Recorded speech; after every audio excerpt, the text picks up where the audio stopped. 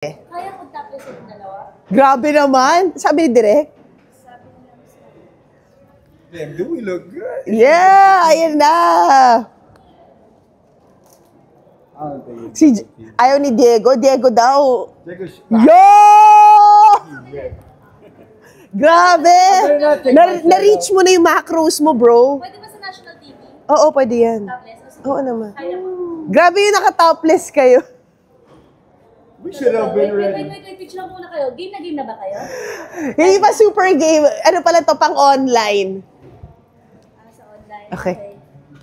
Bro, News 5, eto na po. Totoong gulpihan ng mga gwapo at borta. Grabe! Totoo! It's the real deal, mga kapatid. Eto na, nire-record na namin. Sayang na sayang naman yung, yung momentum netong ating si Totoy Bato at syempre si Dwayne. Pa-Dwayne The Rock ka na rin talaga. Yeah, Dwayne The Rock Johnson. Whoa, guys, what a transformation. Well, it's been how many months now, bro? We've been taping Few months. We locked in, Kiko said he wanted kontrabida na talagang nakakatakot. So, I did everything in my power to diet, get big. At ginawa po niya. I do remember that from, we were in Rizal and you were saying you were locking in at that time. Your training is different though, right? Yeah. Cycling. I just have to get skinnier.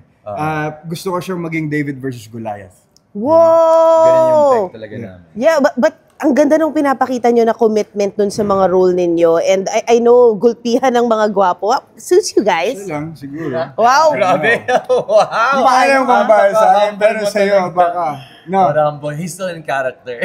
Oh, yeah. Wait, how many pounds of muscles did you gain? Actually, I stay A the lot. same. Let me say, the a lot. muscles stay the same. It was the fat that I lost. I posted it on Instagram yung the journey. I started yes. January.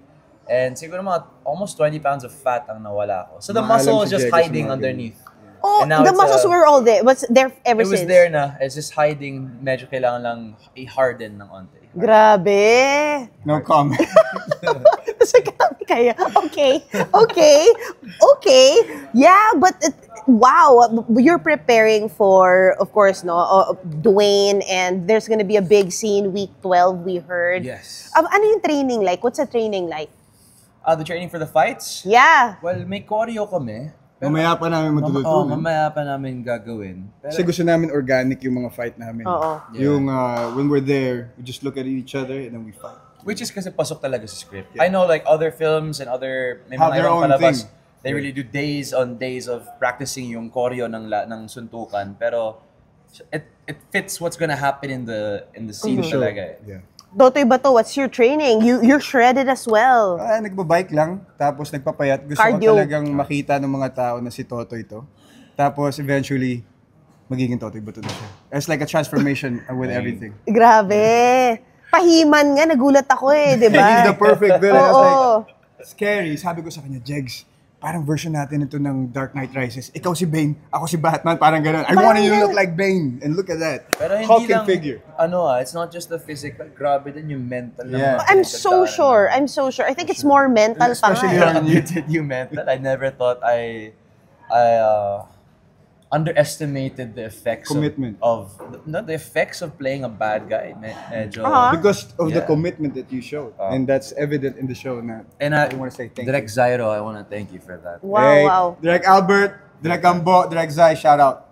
Wait. And my producers, Louver, Jerome, Tita Maru, Yeah, oo. Boss Vic, love you guys, TV5, everyone. What did you go through mentally? I'm still going through it right now. As Dwayne, as As Dwayne. Diego. Yeah, the being acting, the method acting. Minsan hindi mo na bibitawan, minsan nauuwi mo. And I'm sure Kiko feels the same while playing Totoy also. May ganun. What our taping is how many times a week? So you're more your character than yourself already at this point. So hindi ko na alam kung... But it's okay. What's your conscious effort I to talked to my dad about it, I talked to my mom about it, my Tita Bing, all that stuff. So kailangan magpagpag din, parang gano'n. Pero today, magkalaban ka. Minsan, magkita kami, don't talk to me. Don't talk to me. Pero yung eksena na kanina, sobrang ganda. Ganda. It's worth it naman eh. Worth it. I showed him a video of this scene that I wanted like the peg for, and he was like, I said, Galing. Jegs, I know you got this. And then he was like looking at it, you got this. weeks. And then we shot that scene, and for some reason, I was looking at it and I was so angry. And I just, we were gonna fight. And I was like, Wow. let's go. Nakakatakot din si Totoy! And I was like, I look at him, Jegs, I felt it.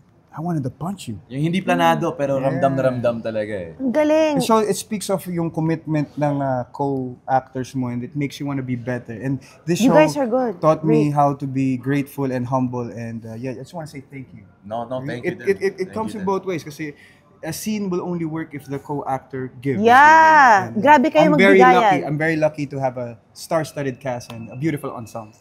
And speaking of that, and now you're really Totoy Bato as well. So, paano na si Manila's Finest, di ba? Di ba?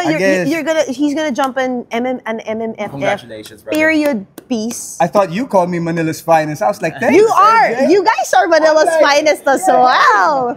MJ, thanks! You guys are! You're Manila's Finest. Thank you, MJ. Yeah, it's a blessing, and it's a sudden blessing. I never expected to happen at sobrang nagpapasalamat ako. It's gonna be my first Metro Manila Film Fest. Ooh. And it's a beautiful cast and I can't wait to work. Shout out Derek Ray Red. Grabe pati writers Yeah. talagang I can't wait tindig to work with balahibo. everyone. Actually, pag ko nga yung cast, I was like, whoa, dude, like everyone's like iconic. I'm gonna be And a the bad boy. yeah, but the roster of Viva Stars there is also good. Like Ashteen is gonna be And it's there. the first one. It's the Ethan- first time I'm playing a villain in the show.